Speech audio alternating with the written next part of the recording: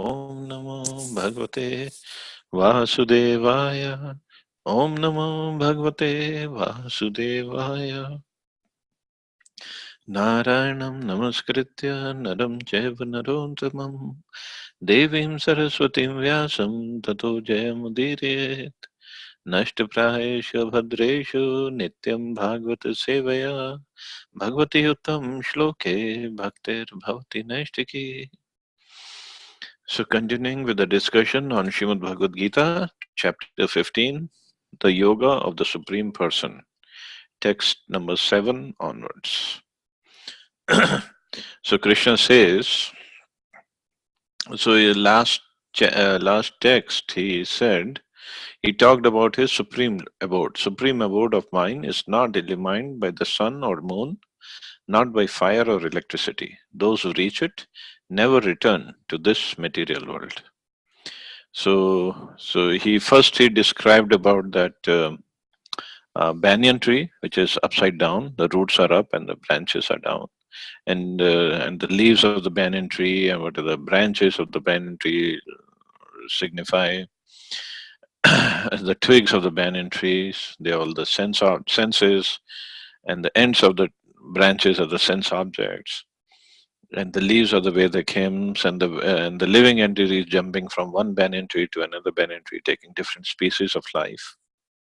And then he discussed little bit about his supreme abode and how to and the person, uh, and he gives the qualities of the person who can surrender, who knows how to surrender, and who reaches that eternal kingdom. Now he talks a little bit about the jiva, about the different jivas.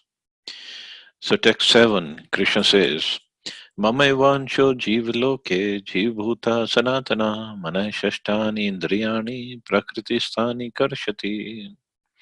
The living entities in this conditioned world are my eternal fragmental parts.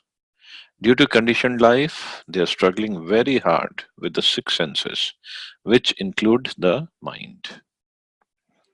So they are the six working senses, and five working senses in the mind. And that due to conditioned life, they're struggling very hard. And the living entities in this conditioned world are my eternal fragmental parts. Mamev ansho. So they are my ansha, fragmental parts. But ansha doesn't mean the fragmental part. It's not like a cup. If we break it, it just breaks in different fragments. So it's not like that. The cup is broken, and when we join all the parts of the cup together, then the original cup is formed again. So it's not like that. That's why Krishna used another words. They are my eternal fragmental parts. Eternal means no beginning, no end. So we are ansha of Krishna, but that doesn't mean that we were inside Krishna at any time. Because in the second chapter of Bhagavad Gita, Krishna clearly says that we will always remain individual parts. We were individuals, and we will always remain individual. So that's why this use of the word eternal is very important here. So fragmental parts means um, we were with Krishna in the spiritual world, having the same desire of serving Krishna, and we became separate from there in the sense that we desired to enjoy ourselves. So that's why when we become fragmental, means we got away from the spiritual world, although we were never inside Krishna. Then sometimes people say ansha means we were sometimes inside Krishna and then we became separated from him. No, we didn't. We were always separated, but we became separated. Um, we were always separated in the spiritual world. We were also separated, but the desire was the same. But here the desire became different. Then we fell down in the material world. So in the purport, Prabhupada writes, in this verse, the identity of the living being is clearly given. The living entity is a fragmental part and parcel of the Supreme Lord, eternally. Then Prabhupada used another word, part and parcel.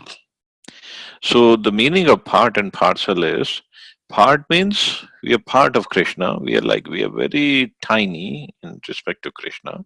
And parcel means we have the same qualities as Krishna. Just like a drop of water of an ocean has the same qualities as the ocean. Chemically, it has the same qualities. It's just that physically, it's not the same. Physically, it's very small. It's not that he assumes individuality in his conditioned life and is in his liberated state becomes one with the Supreme Lord. He is eternally fragmented. It is clearly said, Sanatana. According to the Vedic version, the Supreme Lord manifests and expands himself in innumerable expansions, of which the primary expansions are called Vishnu Tattva and the secondary expansions are called the living entities. In other words, the Vishnu Tattva is a personal expansion and the living entities are the separated expansions. So living entities are also called Vibhin Ansha. Vishnu Tattva is called Swa Ansha and living entities are called Vibhin Ansha. In other words, the Vishnu Tattva, okay, by his personal expansion, he is manifested in various forms like Lord Ram, Narsimdev, Vishnumurti, and all the predominating deities in the Vaikuntha planets. The separated expansions, the living entities, are eternally servitors. The personal expansions of the Supreme Personality of Godhead, the individual entities, identities of the Godhead are always present. Similarly, the separated expansions of living entities have their identities. Means separated expansions, the living entities are eternally servitors. So we are the energy of Krishna, and our job is to serve Krishna. Or just like Prabhupada has explained many times, the part of a machine or the part of this body, just like this finger is part of this body, and the job of this finger is to serve the whole body. But in serving the whole body, finger also gets nourished. Just like if there's a nice piece of rasgulla there, we pick up the rasgulla with the fingers, put it in the mouth. Mouth does the eating part, finger does the picking part, and stomach does the assimilating part. And then stomach gets the energy and it spreads energy to all the parts of the body, and every part of the body gets nourished. Finger on its own cannot eat rasgulla and cannot assimilate it and cannot distribute the energy to rest of the body. So finger's job is to serve the body by picking up that rasgulla. So that's how he serves the body, but in return he gets the whole nourishment. So similarly, as as part and parcel of Krishna, our real job is to serve Krishna. This is our real constitutional position. And in return, when we serve him, we get all kinds of nourishment, we get all kinds of pleasure that in return we'll get. But if we don't serve Krishna, and but since we are infinitesimal, we are so small, we have to serve something. So either we serve Krishna under Yogmaya or we serve Krishna's energy as Mahamaya. And when we serve Mahamaya, we will not get the same pleasure. We think we will get the pleasure, but we will not get the same pleasure. So this is the only difference. It's just like if the finger is cut off from this body, and with those fingers we try to serve somebody else, then this body will not get nourished, and those fingers also will not get nourished. By misuse of that independence, one becomes a conditioned soul. And by proper use of independence, he is always liberated. So, independence means we always have independence because Krishna is supremely independent. So, we are part and parcel of him. So, we are infinitesimally independent. But our independence is, our real use of independence is to use that independence in service of Krishna. But if we misuse that, we become conditioned soul. Misuses means we want to serve Mahamaya, then we become conditioned. In either case, he is qualitatively eternal, as the Supreme Lord is. In his liberated state, he is freed from this material condition, and he is under the engagement of transcendental service unto the Lord. In his conditioned life, he is dominated by the material modes of nature, and he forgets the transcendental loving service of the Lord. As a result, he has to struggle very hard to maintain his existence in the material world. So, manahe shashtani indriyani prakriti sthani karshati means with and the living entity is struggling very hard in this material world with his because he was trying to satisfy his senses. The living entities, not only human beings and cats and dogs, but even the greater controllers of the material world, Brahma, Shiva, and Vishnu, are all parts and parcels of the Supreme Lord.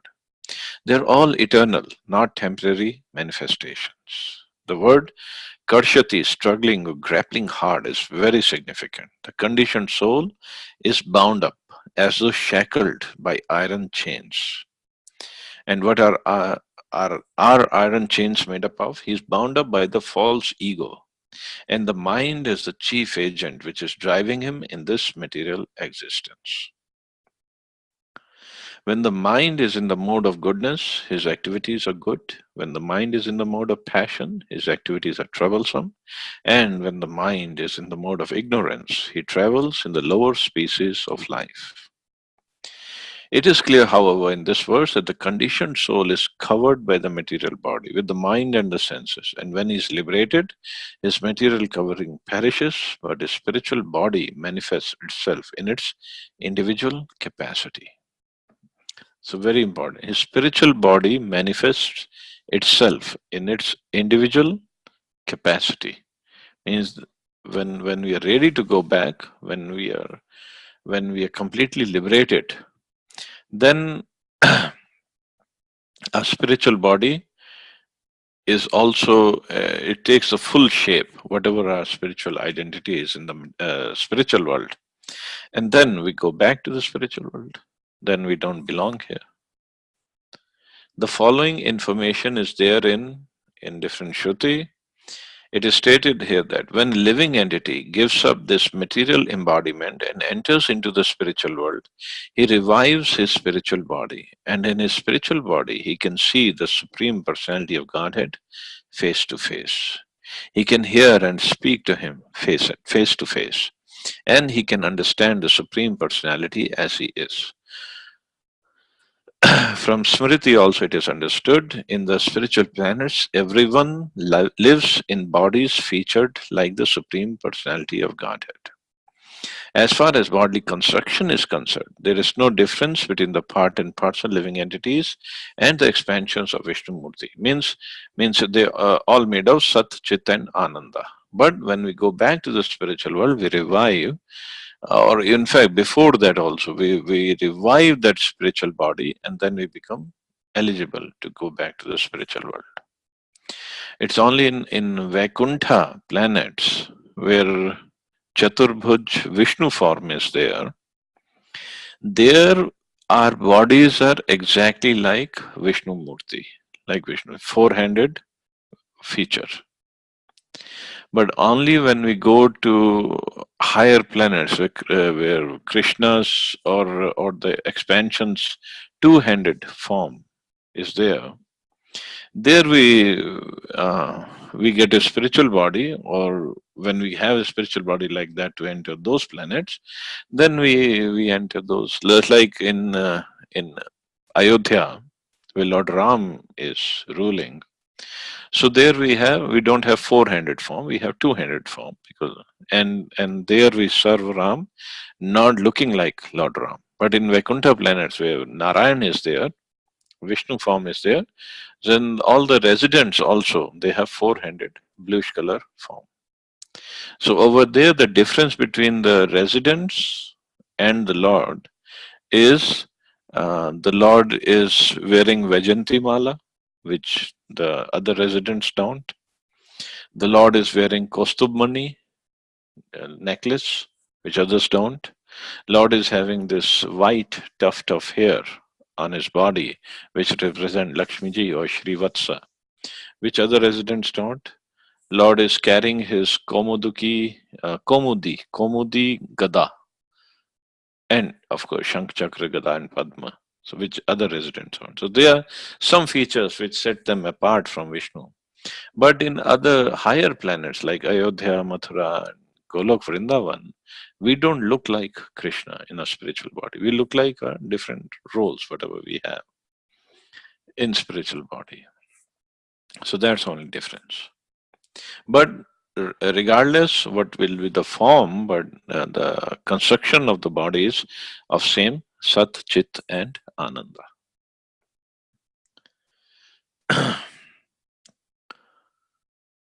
It is, however, understood here that the living entity, being the fragmental part and parcel of the Supreme Lord, is qualitatively one with the Lord, just as the part and parcels of gold are also gold. But we don't become, but we remain very little form of gold compared to a mine of gold. If that is compared to Krishna, we remain very little like some kind of earring or something else of gold. शरीरं यद्वाप्नोति यच्चापि उत्क्रामत ईश्वरः गृहीत्वैतानि संयाति वायुर्गन्धानि वाशयात्. The living entity in the material world carries his different conceptions of life from one body to another, as the air carries aromas. Thus he takes one kind of body and again quits it to take another.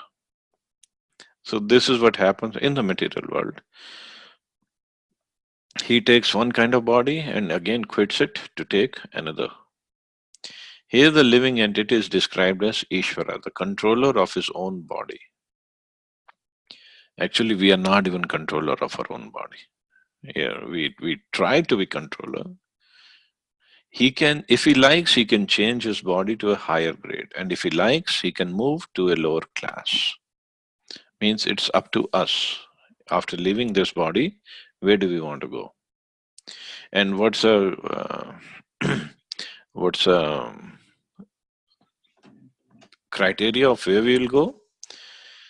At the time of death, the consciousness he has created will carry him on to the next type of body.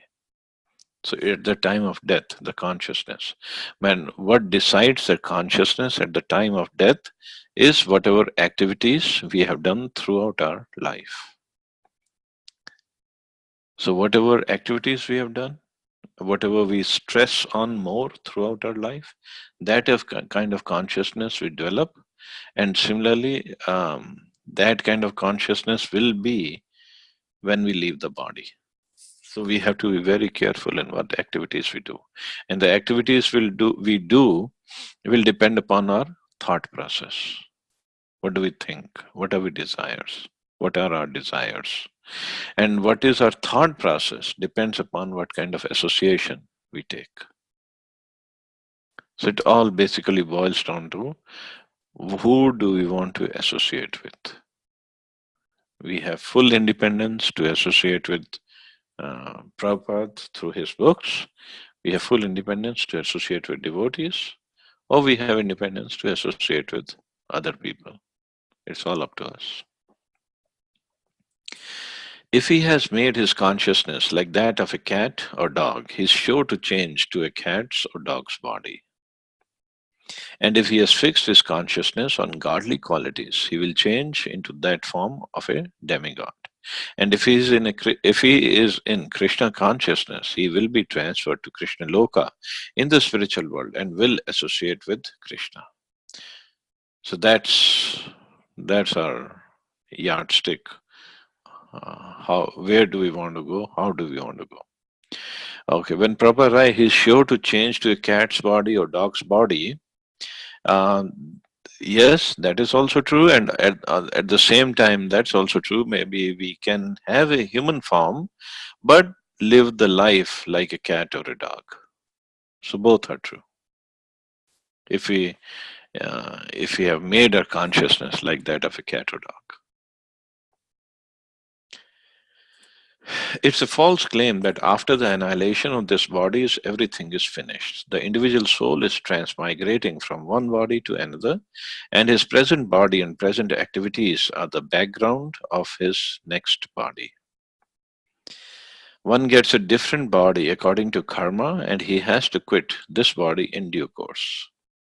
It is stated here that the subtle body, which carries the conception of the next body, develops another body in the next life.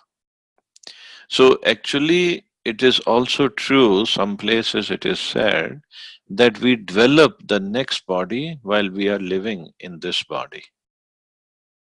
That's also true because we are developing that consciousness while living in this body. So, more we develop that consciousness, so more our subtle body will change as soon as we leave the body or whenever after 13 days or whatever. And the consciousness will decide what kind of body we will take next life. So, it's all up to us actually. This process of transmigrating from one body to another and struggling while in this body is called karshati, or struggle for existence. And what kind of body we will get? Text 9. Shrotram chakshu sparshanam cha rasnam ghranam eva cha adhisthaya manaschayam vishayanupsevate. The living entity, thus taking another gross body, obtains a certain type of ear, eye, tongue, nose, and sense of touch, which are grouped about the mind. He thus enjoys a particular set of sense objects. So if I'm going to take a body of a cat, then I will have the ears, eyes, tongue, nose, sense of touch of a cat. Because then, if my consciousness is of cat, and when I leave the body afterwards, my subtle body will take the shape of a cat. And then the gross body is a covering on the subtle body. So gross body also takes the shape of a cat. So when I'm in the cat body, I will not have ear and eye or tongue of a human being because it will be a mismatch. So I will get ear, eye, tongue, nose, sense of touch, all things of a cat. And then although the spirit soul is not cat, but because of his consciousness, he got the body of a cat, then he behaves like a cat. He jumps around and drinks milk or does all sorts of things which a cat does. But the spirit soul does not become a cat. Or the body, he gets a body of a dog, or the gets a body of a snake, or gets a body of an elephant. That's why that verse is in Vidya Vinay Sampanne Brahmane Gavi Hastini. Shuni Chav Shapake Cha Pandita Samdarshana. A Pandit, a learned person, he is Samdarshi, he sees everybody equal, whether it's an elephant or a dog eater, or whatever it is, or a Brahman. He sees them equally.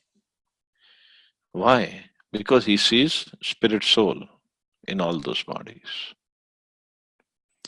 Here it's difficult for us to spirit soul even in the bodies of human beings. Whoever we see around actually is a soul covered by human form of body. That's all. But what we see is human body and soul is just part of it. No, actually it's a soul covered by this body. Just like somebody is wearing t-shirt today or somebody is wearing kurta today, but it's just a body covered by t-shirt or kurta.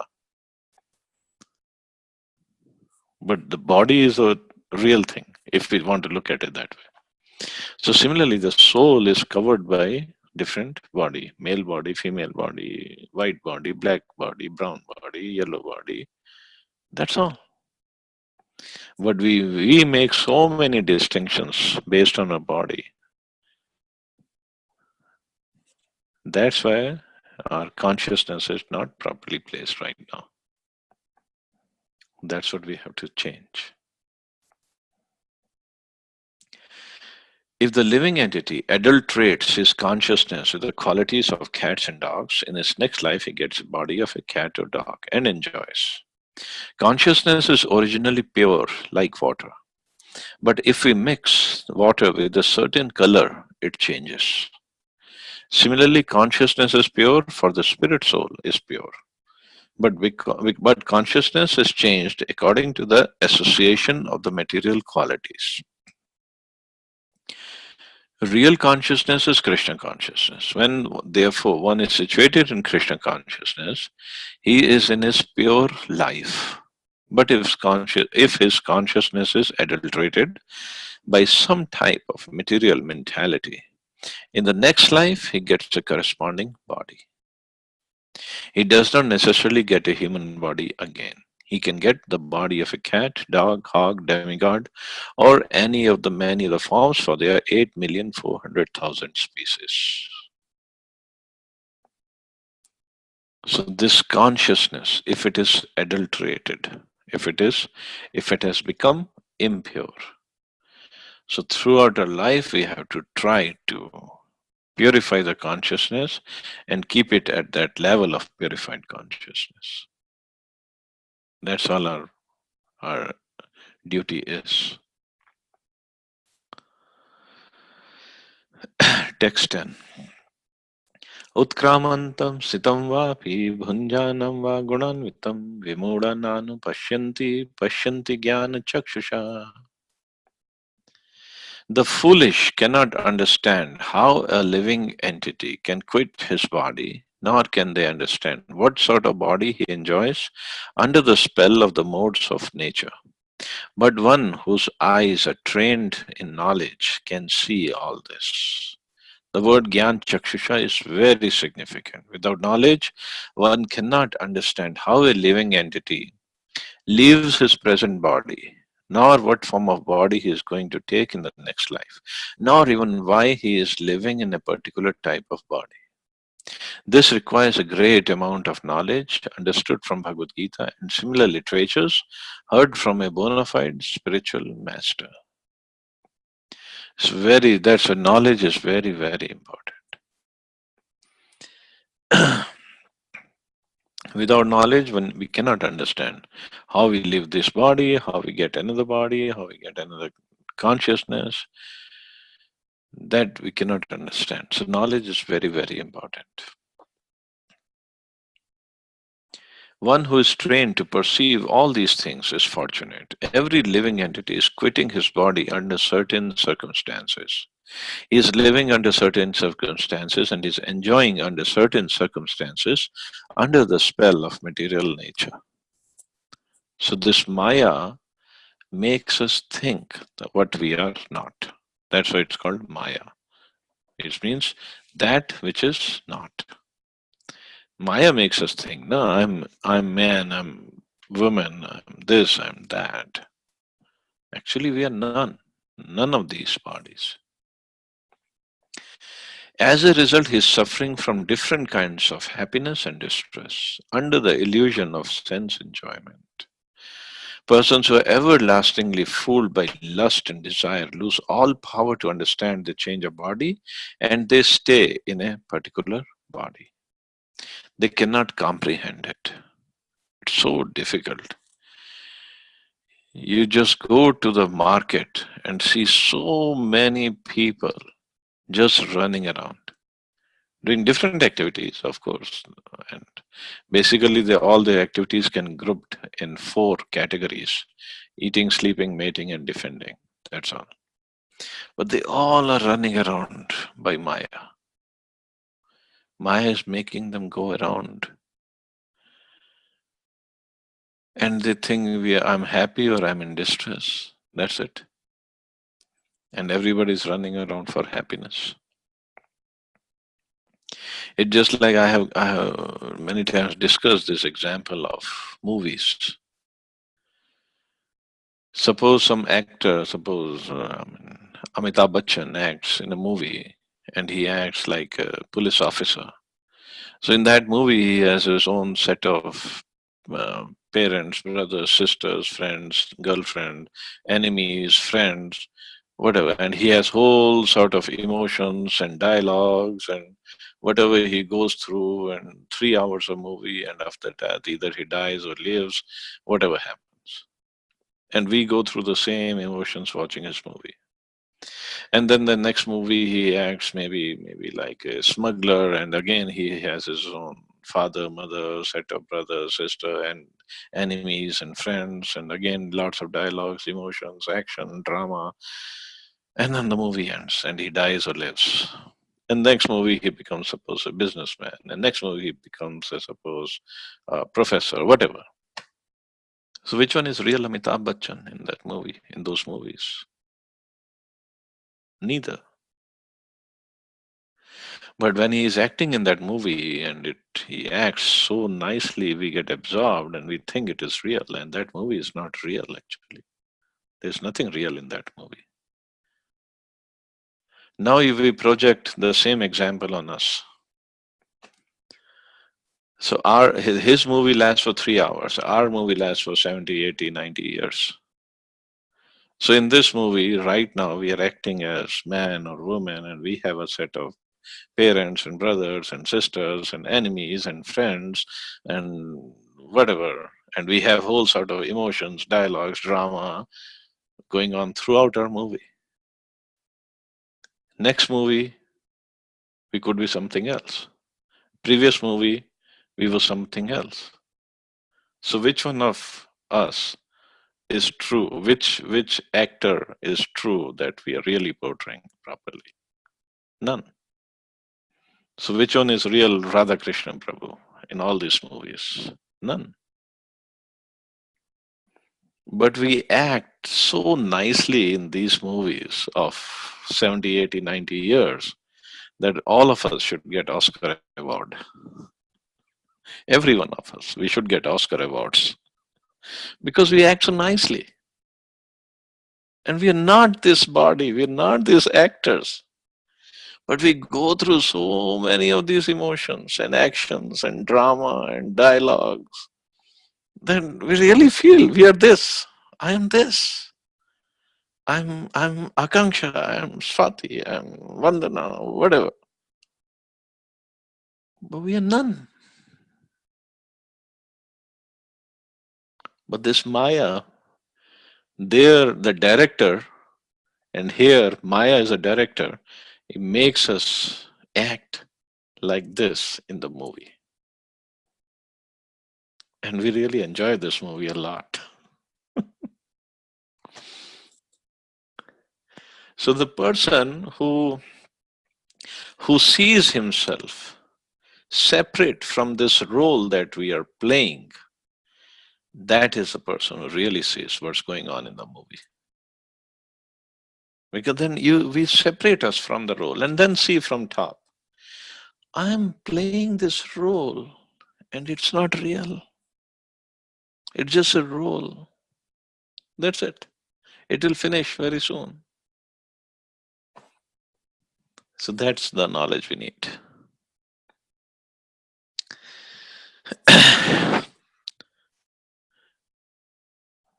Persons who are everlastingly fooled by lust and desire lose all power to understand the change of body, and they stay in a particular body. They cannot comprehend. Those who have developed spiritual knowledge, however, can see that the spirit is different from the body and is changing its body and enjoying in different ways. A person with such knowledge can understand how the conditioned living entity is suffering in this material existence. Therefore, those who are highly developed in Krishna consciousness try their best to give this knowledge to the people in general, for their conditioned life is very much troublesome. So those who are highly developed in Krishna consciousness, so those who are separate from the movie or who can see this person is not the role that he's playing, he can try to tell us that this role in the movie is very troublesome. And this is just a role. Don't get too much attached to it. They should come out of it and be Krishna conscious and liberate themselves to transfer to the spiritual world. So no more movies. Get out of here. And that's why in the movie hall when we go and watch a movie, they make everything dark. Lights are out. They make everything dark. So that we can really get into that movie, enjoy the movie. Darkness means the ignorance. So this whole material world is actually in under ignorance. So we are under in ignorance when we think I'm this body. So when the lights are on, when the knowledge is on, then we get out of this ignorance. Then we can see who I am and who I am not actually. That's why this verse is there, no? Om Agyan Timirandhasya. That I was born in darkness of ignorance, and spiritual master by his mercy, by his lamp of knowledge, he has brought this knowledge into my heart. Text 11. Yatanto yoginaschainam pashyanti atmani avasthitam yatanto api kritatmano nanam pashyanti achetasaha. The endeavoring transcendentalists who are situated in self realization can see all this clearly, but those whose minds are not developed and who are not situated in self realization cannot see what is taking place, though they may try. So basically, Krishna is saying people who say, "Na, ignorance is bliss." So people who have knowledge, they cannot enjoy this material world. Those who are in ignorance, they say, "Oh, we are in bliss in the material world." Although we are suffering, some enjoyment is there, some lots of suffering is there, but this is part of living. This is a whole package of living in this material world. But we are enjoying. This is all. There it is. But they don't understand there is a spiritual world beyond this thing, and Krishna has given some knowledge of spiritual world, and he'll give some more knowledge. There are many transcendentalists on the path of spiritual self realization, but one who is not situated in self realization cannot see how things are changing in the body of the living entity. The word yogina is significant in this connection.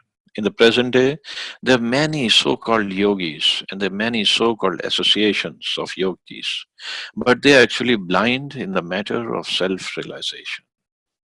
They're simply addicted to some sort of gymnastic exercise and are satisfied if the body is well built and healthy. So they call themselves yogi. But if they're not talking about self realization, if they're not talking about soul is separate from the matter, this body is not what you are, you're the spirit soul. So that's when Prabhupada said they have no information. They're called yatanto api akratmana. Even though they are endeavoring in a so called yoga system, they are not self realized. So, that self realization is important. Such people cannot understand the process of transmigration of the soul. Only those who are actually in the yoga system and have realized the self, the world, and the Supreme Lord, in other words, in Bhakti yogis, those engaged in pure devotional service in Krishna consciousness can understand how things are taking place. So, Bhakti yogis go a step further. Other transcendentalists can come to the level of understanding that I'm not this body, I'm a spirit soul. But Bhakti yogis go a step further about the duties of the spirit soul. The spirit soul's duty is to serve Krishna. It's just like understanding if we go to college and go to engineering college and get a degree of engineering. So we are engineer when we graduate from that college.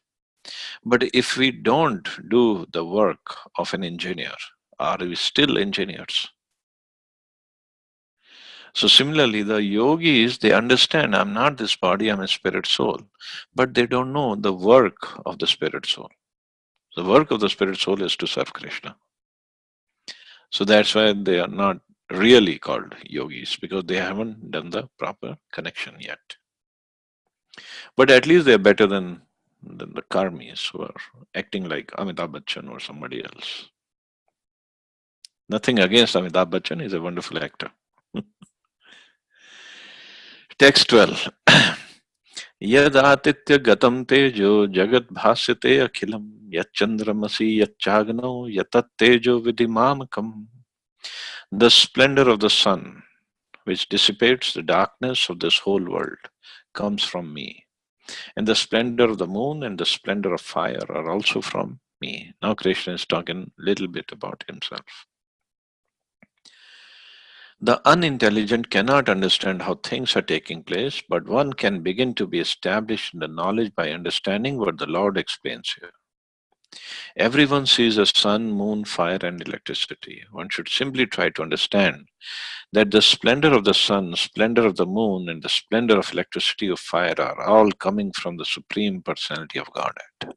Hence, everything comes from Krishna. From the words, we can understand the sun is illuminating the whole universe. There are different universes, and there are different suns, moons, planets also. But in each universe, there is only one sun. Sunlight is due to the spiritual effulgence in the spiritual sky of the Supreme Lord. With the rise of the sun, the activities of human beings are set up. They set fire to prepare the foodstuff, they set fire to start the factories, etc.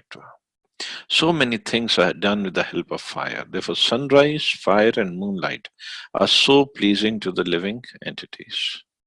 But when we see the sun, moon, and fire, we should be trained so much that we should immediately see presence of Krishna, because Krishna says the splendor of sun, moon, and fire is me. So we should be able to see presence of Krishna whenever we see sun, moon, or fire. So without the presence of sun or moon, we cannot see anything anyway, actually.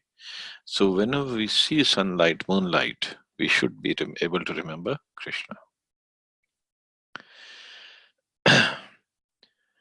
Without their help, no living entity can live. So, if one can understand that the light and splendor of the sun, moon, and fire are emanating from the Supreme Personality of Godhead Krishna, then one's Krishna consciousness will begin. And in previous chapter, one place, Krishna also says, I'm the taste of water. So, whenever we drink water, we should remember Krishna. So, means 24 hours a day, we can think of Krishna. If we know this, if we have the proper knowledge, we can think of Krishna. Prabhupada says, by the moonshine, all the vegetables are nourished. The moonshine is so pleasing that people can easily understand that they're living by the mercy of the Supreme Personality of Godhead Krishna. Not just the vegetables, the fruits also get nourished. They get the juice by the moonshine. So next time when we go and buy mangoes and the watermelon, and we taste that wonderful juicy watermelon or mango, we should remember this is coming because of moonshine, and the moonshine is the splendor of Krishna. So then we will taste it properly. Text 13. Gamavishya cha bhutani dharyami ahamojasa pushnami cha aushadhi sarva somo bhutva rasatmaka. I enter into each planet, and by my energy they stay in orbit. I become the moon and thereby supply the juice of life to all vegetables. So it is understood that all planets are floating in the air only by the energy of the Lord.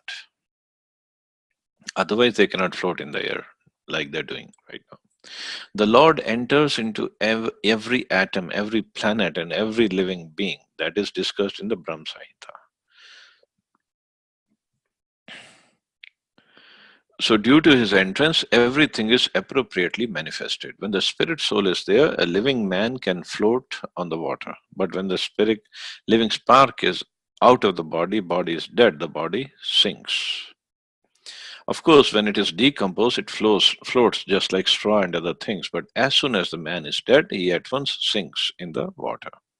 Similarly, all these planets are floating in space, and this is due to the entrance of the supreme energy of the Supreme Personality of Godhead. His energy is sustaining each planet just like a handful of dust. So, this is how Krishna is sustaining each and every planet. If someone holds a handful of dust, there is no possibility of the dust falling. But if one throws it in the air, it will fall down. Similarly, these planets, which are floating in the air, are actually held in the fist of the universal form of the Supreme Lord. By his strength and energy, all moving and non moving energy or non moving things stay in their place. So this and again Prabhupada talks about due to moon's influence, the vegetables become delicious. Without the moonshine, the vegetables can neither grow nor taste succulent. So that is because of Krishna's energy, they have some taste. And then he says, Aham Vaishva Naro Bhutva Praninam Deham Ashrita Pranapana Samayukta Pachami Annam Chaturvidam. I am the fire of digestion in the bodies of all living entities, and I join with the air of life, outgoing and incoming, to digest the four kinds of food stuff. So even though we can really taste the juicy mango or watermelon, but to digest it, the energy comes from Krishna. So we cannot even digest stuff on our own. It's not like we can have some hajmola and we'll digest the food stuff. For digesting, we need a mercy of Krishna actually. According to Ayurvedic Shastra, we understand that there is a fire in the stomach. We digest all food sent there. When the fire is not blazing, there is no hunger. And when the fire is in order, we become hungry. Sometimes, when the fire is not going nicely, treatment is required. In any case, this fire is representative of Supreme Personality of Godhead. So that is Krishna. So since he is helping the digestion of all kinds of foodstuff, the living entity is not independent in the eating process either. Unless the Supreme Lord helps him in digesting, there is no possibility of eating. He thus produces and digests foodstuff, and by his grace, we are enjoying life. So he gives the juice to the vegetables and fruits. He gives us the energy to even pick up, cook, eat the vegetables and fruit. And he is the fire of digestion in our stomach when we eat those foodstuffs. So without his presence, without his mercy, what can we do? And all he asks for is, I give you all the strength, all the energy. All you have to do is just offer me whatever you're eating. That's all. Simple. Just offer me. Even that is difficult for us to do.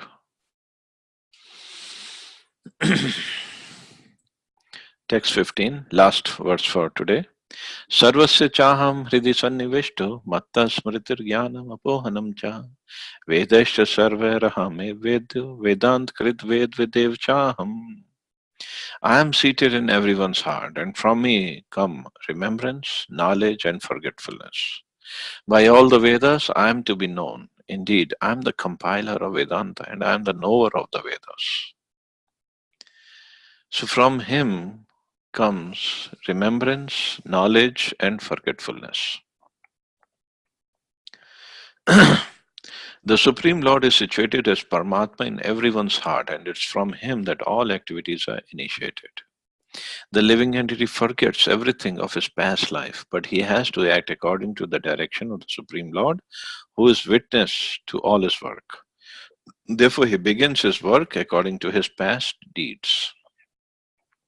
Not only of the past life, when we go to sleep, we forget everything who we are actually. If we are a big surgeon, a big industrialist, big businessman, we forget. We're a big teacher, or whatever we are, we forget who we are when we sleep. But when we wake up in the morning, Krishna gives us the remembrance again, so we remember who we were night before. Suppose somebody is a big surgeon and he sleeps at night, and Krishna makes him forget that you were a surgeon. And when he gets up, who am I? I don't know. If he sees all these knives and things around him, would he remember to do the surgery that day? No. He will be like that movie of Born Identity. He would forget, who am I? So, everything comes from Krishna. Remembrance comes from Krishna. A big businessman goes at night to sleep and he forgets in the morning he was a big businessman, and he forgets which person owes him money. Then the business is all gone. That's it. It's Krishna's mercy. He gives him the remembrance. Okay, remember, you are a big businessman and you need to take money from this is this person. Forget about all this business. If we even forget how to put on our pants in the morning when we get up, then we cannot even put on our pants. The knowledge comes from Krishna. Remembrance comes from Krishna.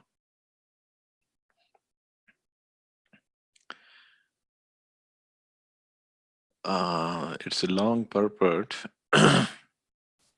The living entity forgets as soon as he quits his present body, but he begins his work again, initiated by the Supreme Lord. Although he forgets, the Lord gives him the intelligence to renew his work where he ended his last life. So not only does the living entity enjoy or suffer in this world, according to the dictation from the Supreme Lord situated locally in the heart, but he receives the opportunity to understand the Vedas from him. If one is serious about understanding the Vedic knowledge, then Krishna gives the required intelligence. Why does he present the Vedic knowledge for understanding? Because a living entity individually needs to understand Krishna. He has to, he needs to. So if he has the desire to understand Vedic knowledge, Krishna gives him the understanding. And Krishna says, by all the Vedas, I am to be known. So if somebody has the knowledge of Vedas, so-called knowledge, but he is not serving Krishna, he doesn't know Krishna, then he doesn't know the Vedas actually. By understanding Vedic literature, one can understand his relationship with the Supreme Personality of Godhead. By performing the different processes, one can approach him, and at the end, one can attain the supreme goal, who is no other than the Supreme Personality of Godhead. In this verse, the purpose of the Vedas, the understanding of the Vedas, and the goal of the Vedas are clearly defined. So we stop here. Ask anybody has any questions or comments.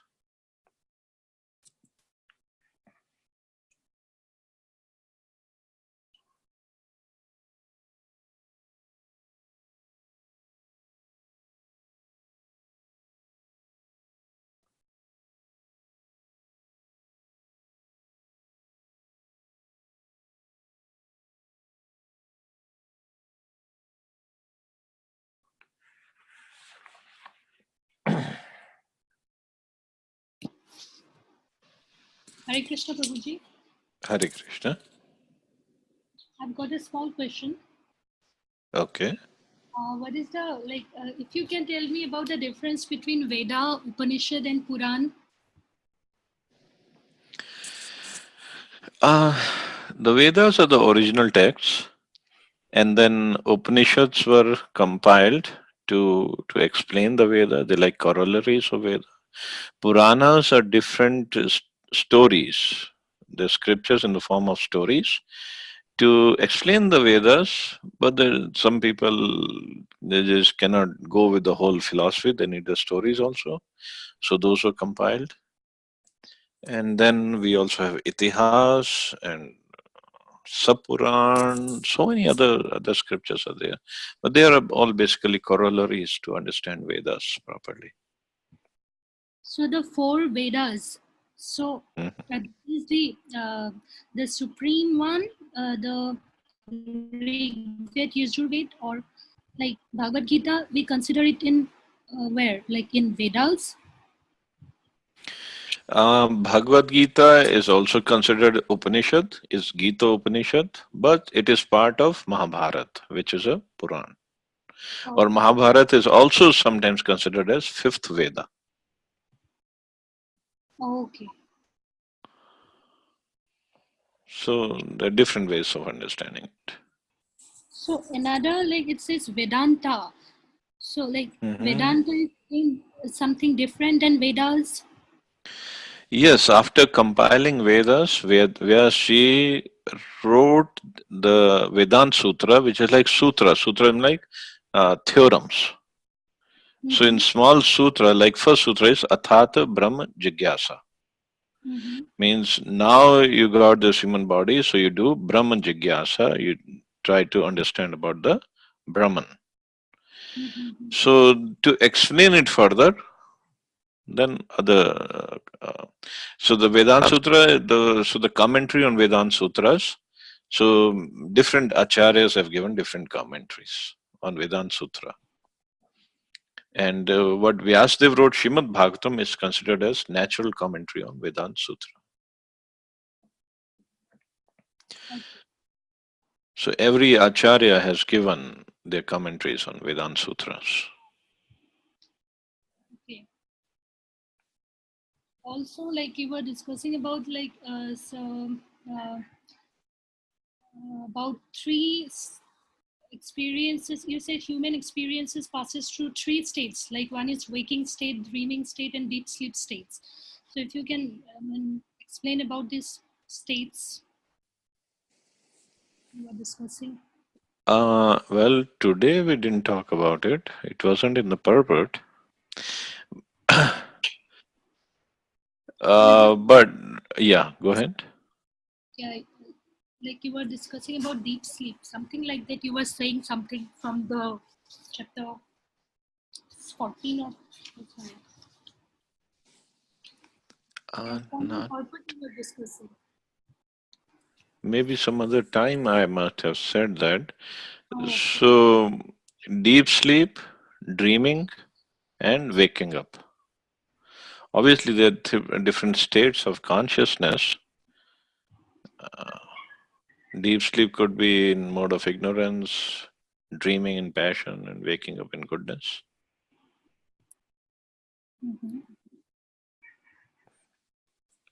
It's just like you all are very nicely up right now. So you're in goodness, and I'm about to go to sleep. For me, it's midnight right now. okay.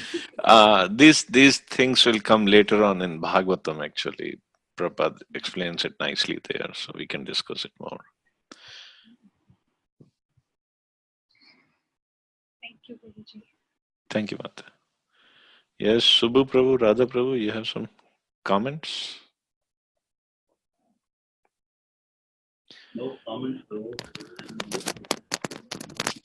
Hare Krishna Prabhu. Hare No, Krishna.